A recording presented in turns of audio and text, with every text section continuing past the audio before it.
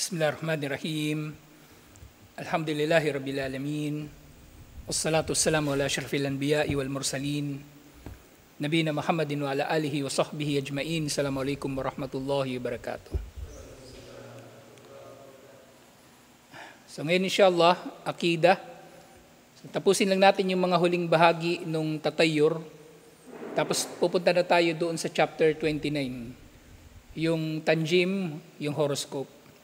So meron na lang isang natitirang hadith doon. So merong iniulat si Imam Ahmad. Sinabi ni Propeta Muhammad sallallahu alaihi wasallam, "Man raddathu at-tiyaratu an hajatihi faqad asyraka." Sino man ang pinabalik ng pangitain mula sa kanyang kailangang gawin ay nagtambal kay Allah subhanahu wa ta'ala. Kasi nga ibig sabihin, halimbawa, nakasalubong ka ng pusang itim, hindi ka na tumuloy sa lakad mo, ikaw ay nakapag-shirk na. Ikaw ay nakapag-shirk na. Pero syempre, ang shirk na ito nauunawaan natin sa pangkalahatan na sinabi ng mga scholar, ang mga pamahiin kasama ang mga pangitain ay shirkun asgar. Pero syempre, ang lahat ng shirkun asgar ay pinto patungong shirkun akbar, kaya dapat pangalagaan pa rin natin at pangilagan, insyaallah. Sa mga sahaba, syempre sa kanilang pangalaga sa tauhid, nagtanong sila, "Fama kafaratu dhalika?" Ano ang kafara? Anong kabayaran para doon? May kailangan ba kaming gawin? Para, kumbaga, makapagtauba, makahingi sila ng kapatawaran ni Allah. Sabi ni Propeta Muhammad sallallahu alaihi wasallam, ang kafara dito, simple lang. Antakula, Allahumma la khaira illa khairuk. O Allah, walang kabutihan, liban na lamang sa kabutihan mo. Wala tayra illa tayruk. At walang pangitain, kumbaga, liban na lang sa pangitain mo. Wala ilaha gayruk, at walang Diyos na marapat sambahin liban sa iyo. So ang kahulugan ng hadith na ito, ma'nahu la yujlibul khaira wala yadfa'u syarra gayruka wala ma'buda sawaka wa yatadammanu al-i'timadu alallahi wahdahu. So ang kahulugan daw nito, yung la khaira illa khairuk, wala syarra illa syarruk, wala tayra illa tayruk. Kahulugan nito, walang magdudulot ng kabutihan liban kay Allah. At yung tayra o tiyara o tatayyur na iniugnay kay Allah, kumbaga sinasabi nila dito yung masamang mangyayari. Walang masama na mangyayari liban na lang sa kung anong dudulutin ni Allah. And ultimately, ang ibig sabihin nito, itinatanggi natin na ang pagkakasalubong natin sa pusang itim o ano paman na masamang pangitain, pinanggagalingan ng masamang pangitain ang pinanggagalingan ng masamang nangyari. Nangyari ang masama dahil sa pagtatakda ni Allah. Di ba katulad yung hadith na natalakay natin kanina mula kay Omar bin Abi Salama? Law ijtama'atil ummah an yadurruka la yadurruka bi syai'in o ala syai'in illa ma qad katabahu Allahu alaik. Kahit magtipon-tipon pa ang lahat ng tao para pinsalain ka, hindi ka nila mapipinsala, liban na lang sa kung ano ang itinakda na ni Allah para sa iyo. So walang maidudulot na pinsala ang anumang pangitain o ang anumang pamahiin, inshallah. Lahat ay nasa kapangyarihan ni Allah. Siyempre, walang marapat na sambahin liban pa sa iyo, o Allah. At ito nga ay nangangahulugan, ang kafara na ito ay nangangahulugan na ang ating kumpletong pananalig ay kay Allah lang nang nag-iisa at walang katambal. Wali'radu amma sawahu wa anna tiyarata la tadurru man karahaha wa mada fi tarikihi. Ay nga itinatanggi natin ang anumang, kumbaga, bagay na pinaniniwalaan ng iba na magdudulot ng kabutihan o kasamaan. lahat ng ito ay nanggagaling kay Allah. Lahat ng tiyara, tatayura ay tinatanggihan natin. Lahat ng pamahiin ay tinatanggihan natin. At ito nga ay nakakasama lang. Ang paniniwala sa pangitain ay nakakasama lang. At hindi ito, kumbaga, nakakasama ito sa naniniwala dito, pero wala itong epekto, inshallah, sa namumuhi dito at nagpapatuloy lang sa kanyang landas. Kahit pa makakita siya ng mga pangitain na pinaniniwalaan ng mga tao, kundi niya ito papansinin, hindi niya bibigyan ng kahulugan, wala itong idudulot na pinsala sa kanya, insyaallah. Wala itong idudulot na pinsala sa kanya. Gayun din, merong sinabi,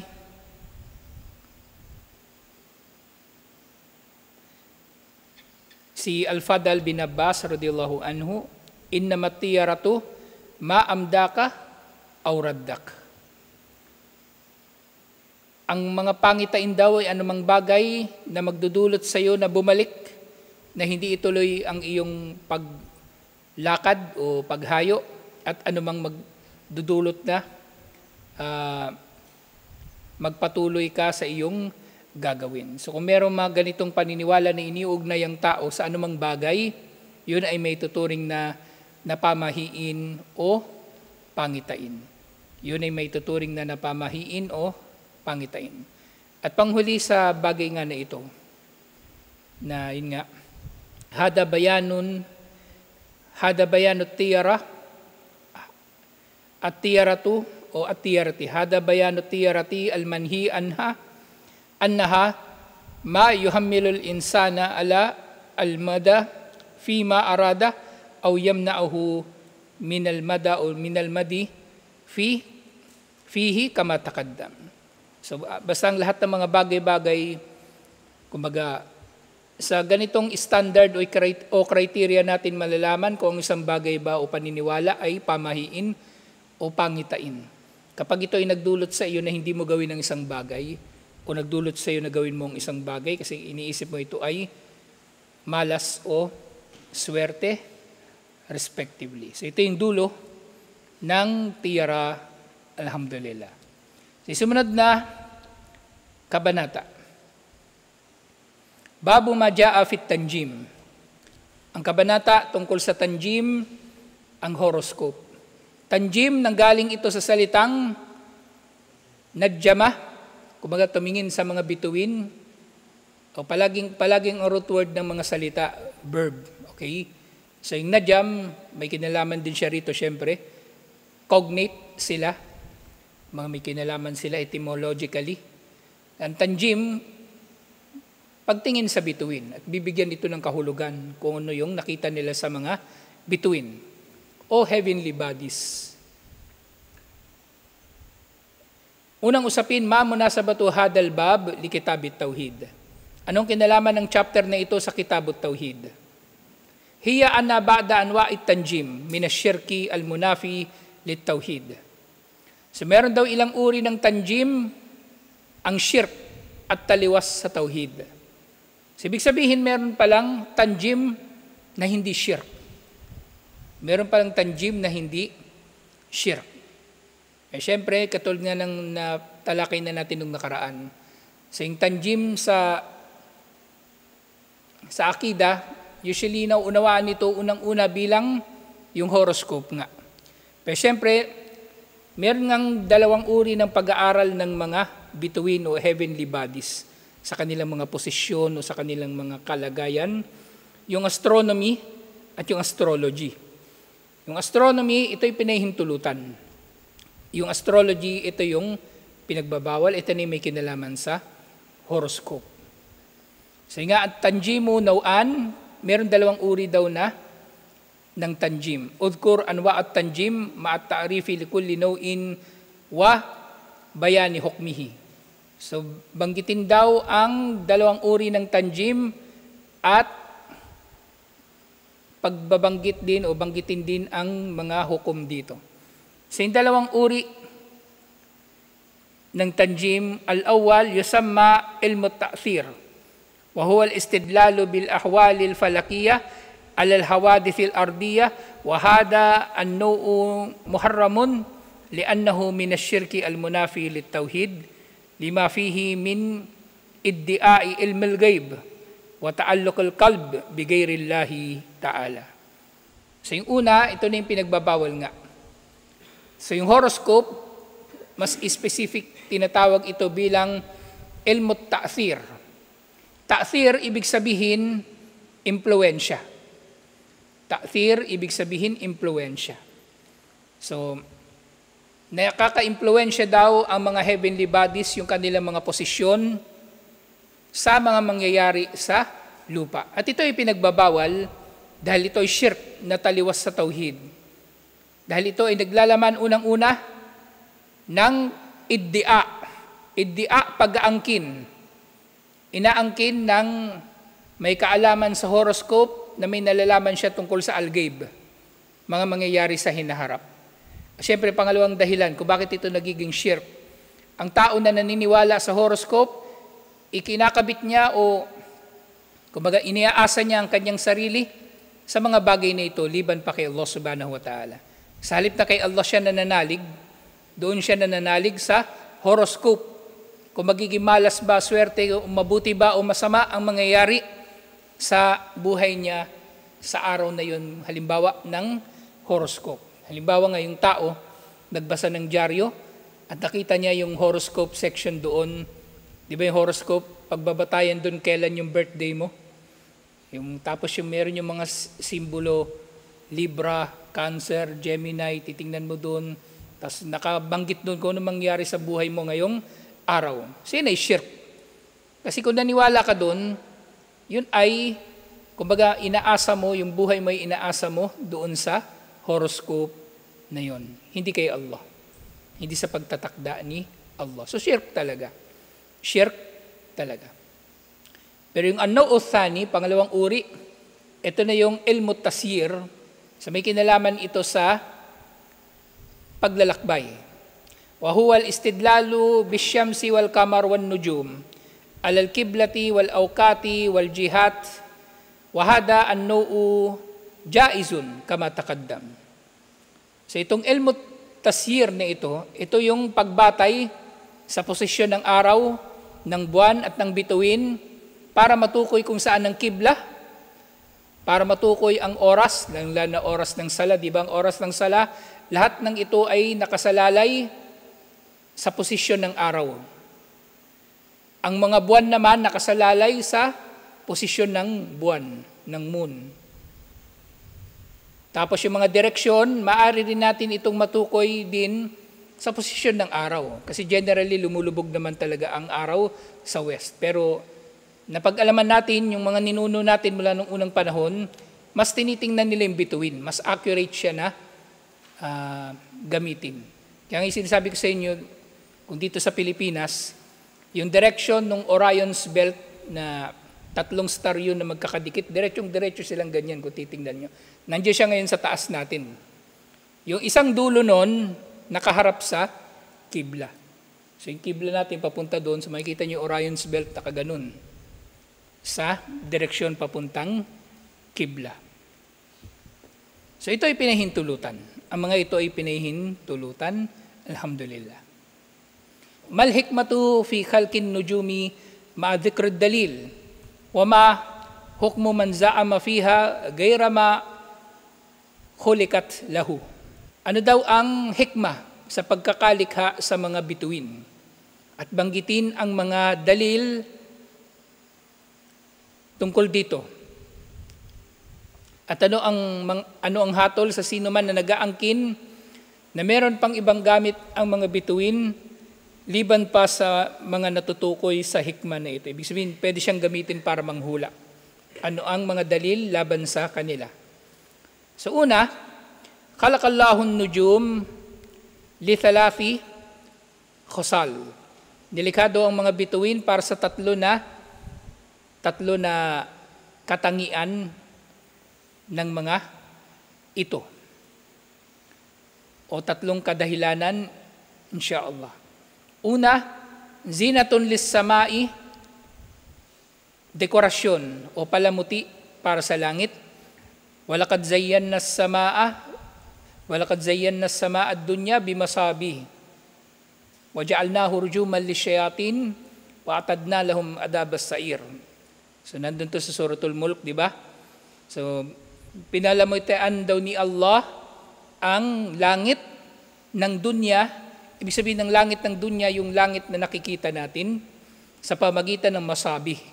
Yung masabih dito, ibig sabihin misbah, lampara o ilaw, at kumbaga ito na yung una na hikmah, maging palamuti. Kasi napakaganda ng langit kapag nakikita mo ang mga bituin. At doon din, rujuman lisyayatin. Actually, karugtong ito nung aya na yun kanina, doon sa number 1. Waja'alnaha rujuman lisyayatin.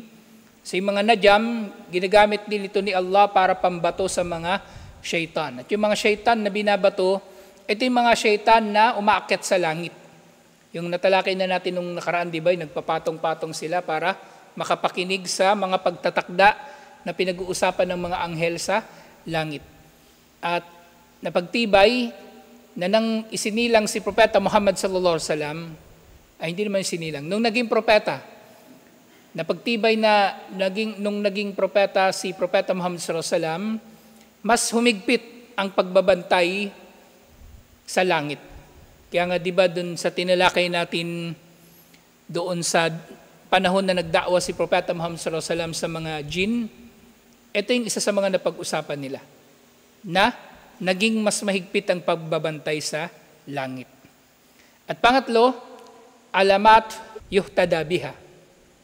Ito yung mga palatandaan ng tao ay magagabayan insyaAllah sa pamagitan ng mga bituin o iba pang heavenly bodies. Kasi dito kapag sinabing nujum, anumang nakikita natin sa langit, kasi ang Jupiter actually, may kita rin natin minsan visible dito, na para siyang maliwanag na star, pating Venus.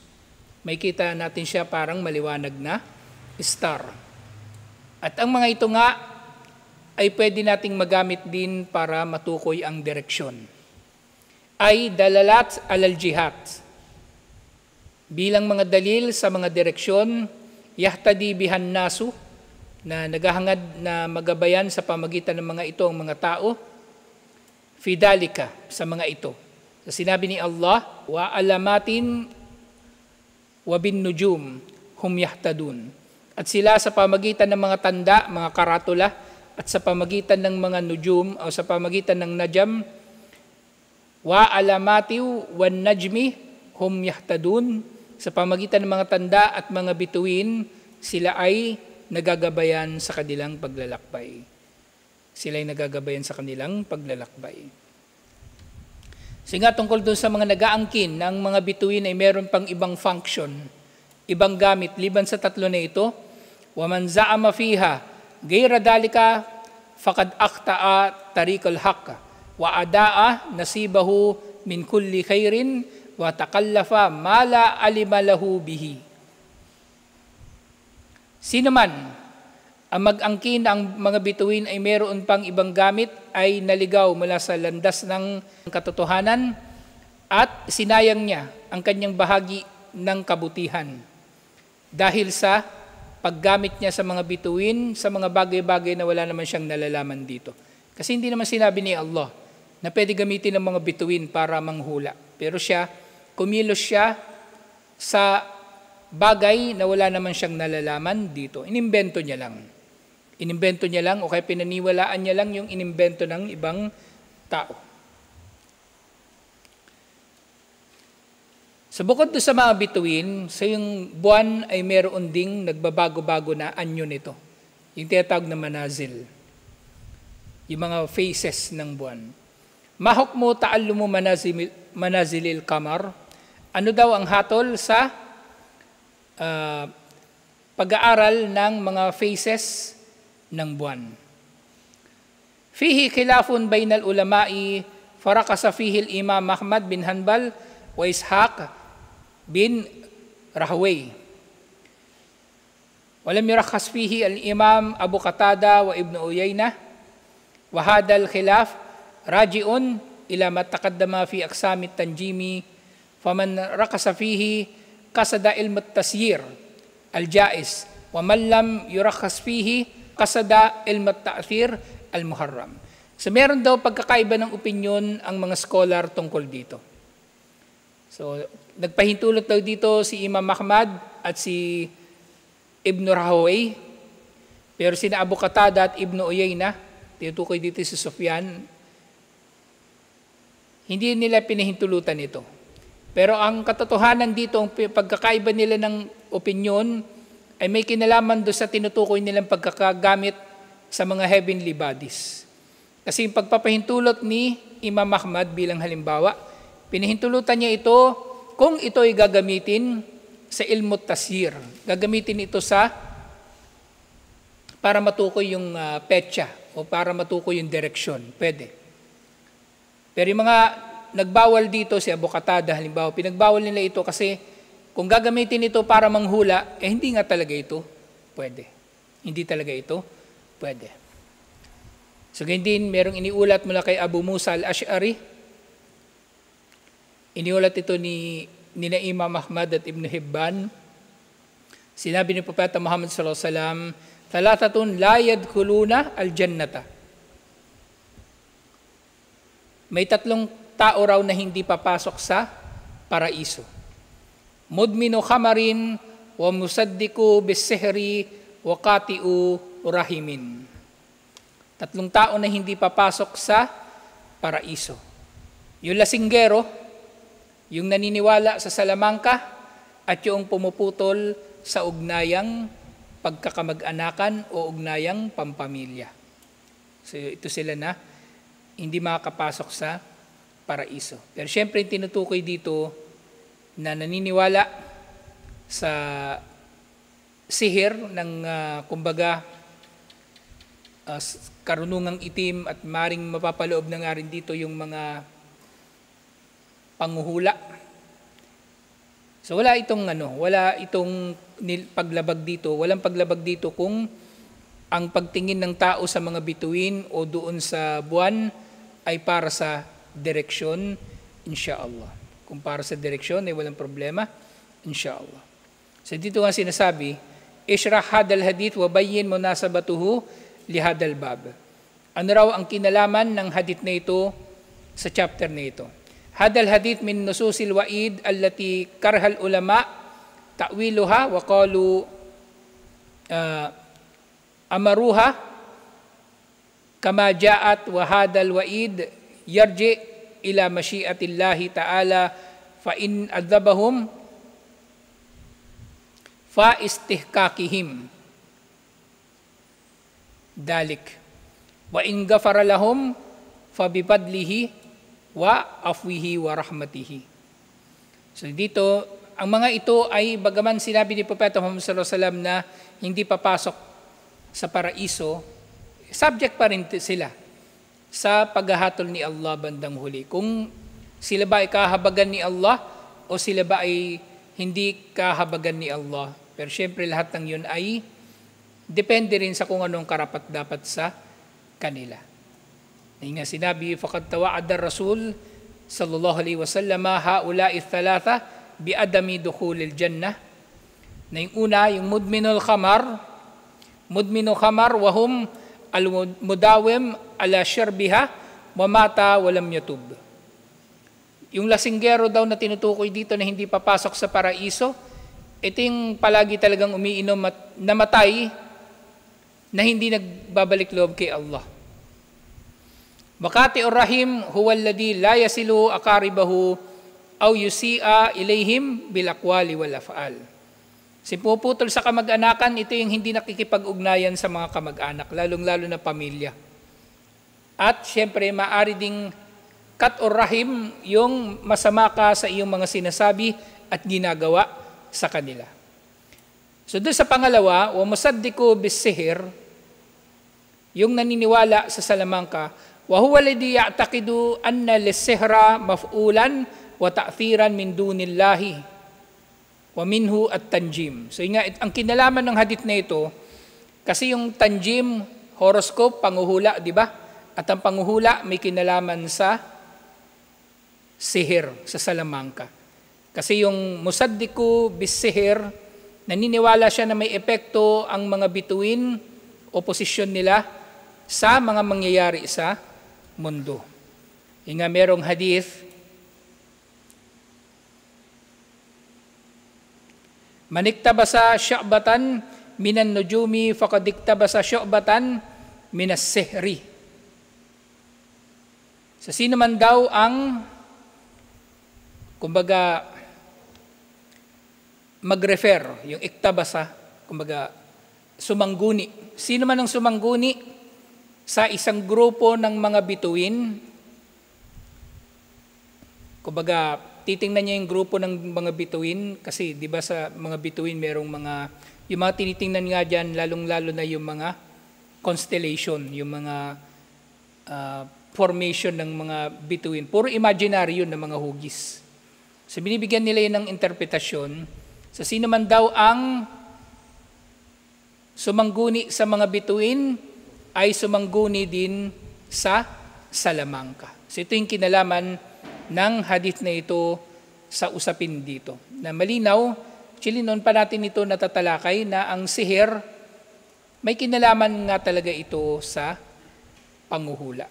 Ang panghuhula ay isang uri ng salamangka.